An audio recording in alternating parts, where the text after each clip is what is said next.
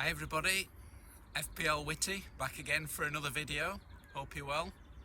About a week since I did my last one, so I'm still writing my articles for Fantasy Football Geek, but I did say I'd do something a bit different this year, so trying a few of these videos out and about. I know most of the FPL videos you see, people will be sat in their plush studios with a high-tech gadgetry. There's none of that. We're out in the fresh air, keeping fit, telling it like it is in the Yorkshire countryside, so hopefully a bit different.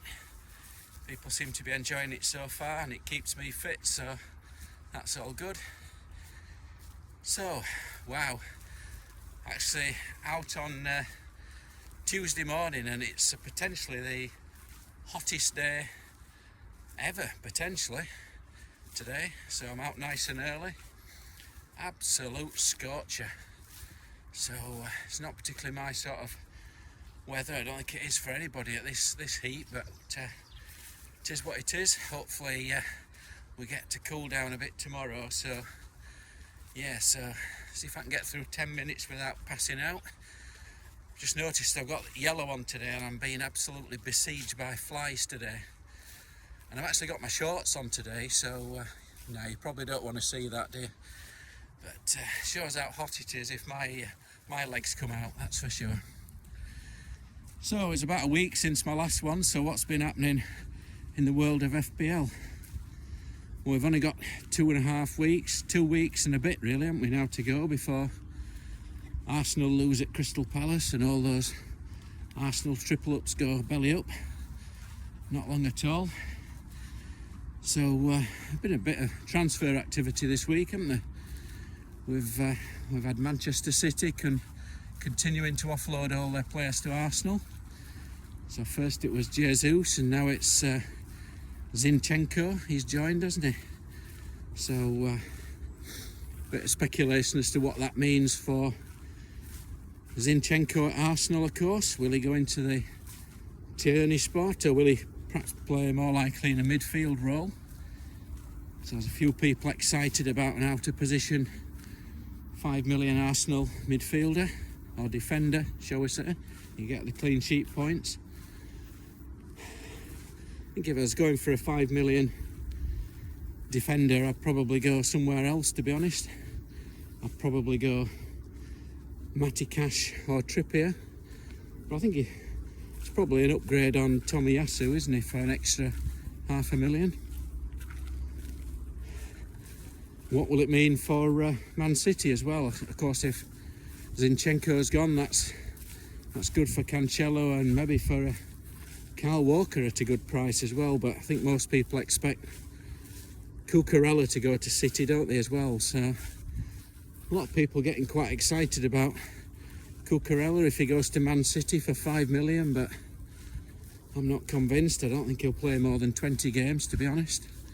I think he'll be a bit like Zinchenko with the games he plays, so I still think I'm on Cancelo there, even if Zinchenko moves. If Cucurella moves, shall I say. But we shall see. A lot can happen before then.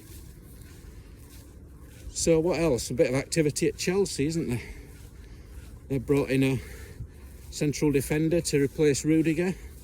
What do they call him? Koulibaly or I won't even try to say it, but he's joined, hasn't he?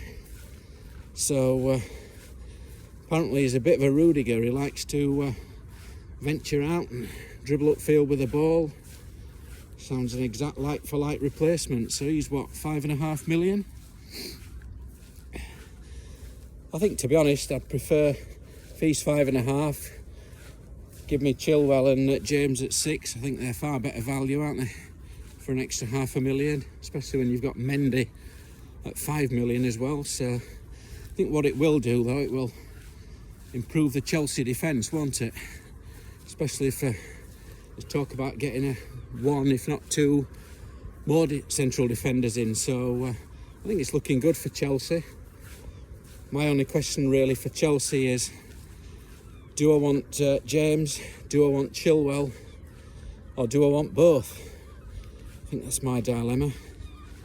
So think if I have both, good. If I have one, I think I'll probably have Mendy, and I've got a bit of a hedge against the double Chelsea clean sheet, but that's interesting at Chelsea.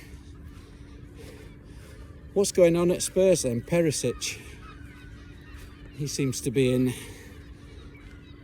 or he was in everybody's team. I think interest is cooling a little bit now because nobody's seen him on a football field yet. Joined in the summer, nobody's seen him yet. Apparently he's injured from the last game before he left his previous club, so that's one to monitor, isn't it?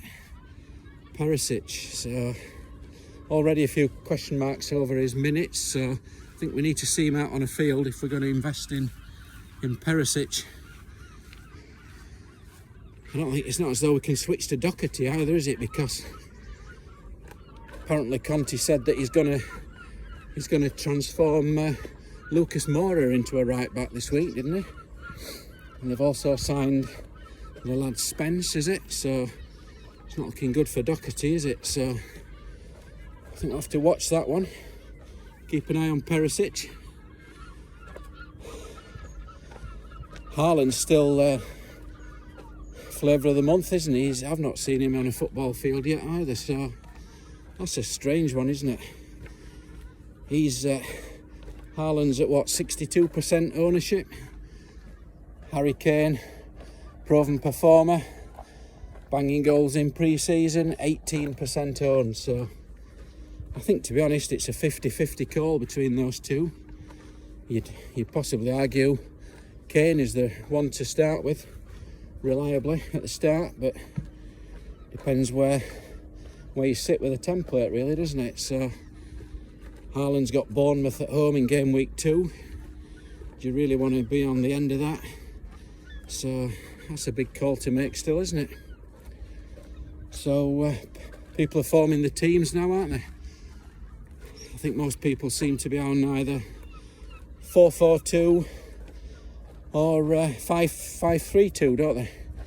Not seeing many 3 up front formations at the moment. So big at the back, or very big at the back, really, isn't it? I suppose there's just such good value in defence, that's all. So I think I'm currently on a 4-4-2. I think it all depends if I want to take that sort of mid-price midfielder, like your Rashford, your Eriksen, your Martinelli, somebody like that, and turn it into a Chilwell or a Cash or a Trippier, something like that. So I think to a degree it depends when you're going to wildcard, doesn't it, really? I think I've seen a lot of very unbalanced teams with even 5-2-3. I've seen a couple of those. 4.5 mids all over the bench. So I think you've got to bear in mind when you're going to wildcard, because it's very inflexible, something like that. You're almost forcing yourself into an early wildcard, aren't you? I still plan to wildcard in game week or after game week 8. I like it's the only international break, isn't it, before the World Cup. I do like an international break, just 2 weeks to tinker, hoping everybody gets injured and non-wildcarders are up the creek. So I quite like that. Lots of time. I think it also splits the season down as well, doesn't it? If you've got 8 weeks and you've got a wild card, and then you've got another 8 weeks, and then we all get unlimited transfers, don't we? So I think that fits very well for me. I can see why you would want a wild card early after 3 or 4 games, get jump on some bandwagons, but I'm always a bit dubious about the information we've got after 3 or 4 games.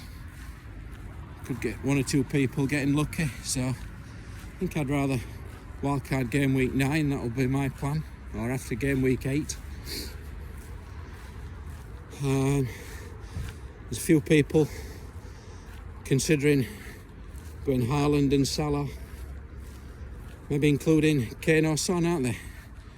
So you've got to go without one of them if you want a decent balanced team, but it is possible to get all 3 in, isn't it? I said to my wife yesterday, I said, what do you think about a threemium? Her eyes nearly popped out of her head until she realised what I was talking about. But I don't think I'll be going there. That's the threemium, not the other. That's both, actually. Anyway, we'll move on. So, yes, I think I'll be on 442 probably at the minute. I'll be on 2 premiums. I'll be on Salah, and I'll be on Haaland. I'll be taking a deep breath when Spurs play, but of course Kane's on 18% ownership. Son's on 26%, something like that. So they're not going to destroy your rank, are they? I mentioned in my Fancy Geek website article this week, I think when you're considering going template or non-template, you've got a decision really, haven't you? You can either say, well, you can have a rank of 1.4 million now, stay in the pack after week 1, or do you want to toss the coin? And if it's heads, you'll be at 100,000. If it's tails, you'll be at 5 million. So that's what you get when you're playing Kane against Haaland, and you're playing Robertson against Luis Diaz. Lots of other examples. So template or non-template, that's a big call. Depends on the sort of manager you are. So I think we'll keep it there. I don't like to go too much over 10 minutes. Besides, it's pretty shattered, to be honest. I think I'll do my next video at the pub. It'll be far easier, won't it? So I'll leave it there. So if you want to follow me more closely, you can do so at Fantasy Geek website. Lots of great contributors there. I'll be writing weekly articles there. You can follow my team. So good luck with the heat wave. Drink plenty of water. There's a saying in Barnsley, it's looking a bit black over Bill's mothers. But it's not today, is it? It's cracking flags, as they say, cracking flags. So anyway, good luck with your tinkering. We'll be back for another one. If you like the video, be sure to like it, subscribe, retweet it, and as they say in Yorkshire, I'll see thee.